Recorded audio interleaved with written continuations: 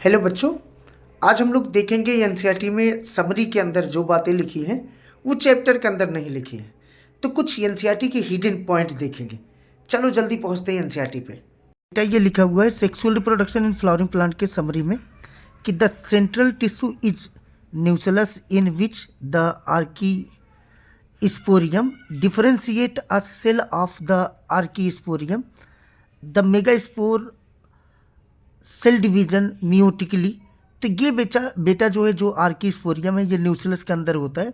ये डिफरेंशिएट होकर के मेगा स्पोर मदर सेल बनाता है। ये केवल समरी में लिखा है, चैप्टर के अंदर नहीं लिखा है। बेटा ह्यूमन रिप्रोडक्शन में लिखा है कि जो पार्चुरेशन होता है वो न्यूरो इंडोक्राइन मैकेनिज्म होता है और हम लोग जानते हैं ऑक्सीटोसिन के द्वारा ये जो है किया जाता है जो आपका पार्चुरेशन होता है। लेकिन ये समरी में लिखा है कि कॉर्टिसोल और एस्ट्रोजन हार्मोन्स भी किस में हेल्प करते हैं, तो क्या बताओगे? पार्चुरेशन में।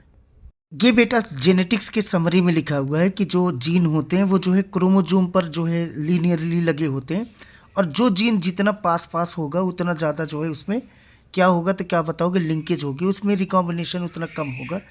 और जो है ये बात आपके चैप्टर में नहीं लिखा, समरी में लिखा है बेटा मॉलिक्यूलर बेसिस ऑफ इनहेरिटेंस में कि जो ट्रांसक्रिप्शन एंड ट्रांसलेशन होता है दोनों प्रोसेस ये बहुत ज़्यादा जो है एटीपी लॉस वाले प्रोसेस होते हैं। मतलब इसको करने के लिए बहुत ज़्यादा एनर्जी लॉस होती है। इसी वजह से जो ट्रांसक्रिप्शन होता है वो आरएनए और डीएनए पर डिपेंड करता है।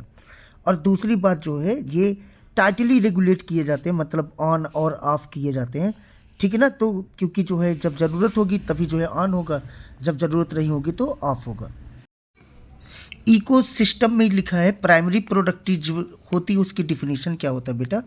Rate of capture of solar energy या biomass production by producer, इसी को क्या कहते हैं, तो क्या बताओगे? Primary productivity. बायोटेक्नोलॉजी की समरी में लिखा है कि जो रिकॉम्बिनेंट थेरेपेटिक्स होता है वो ह्यूमन जो प्रोटीन होते हैं उनके आइडेंटिकल होता है।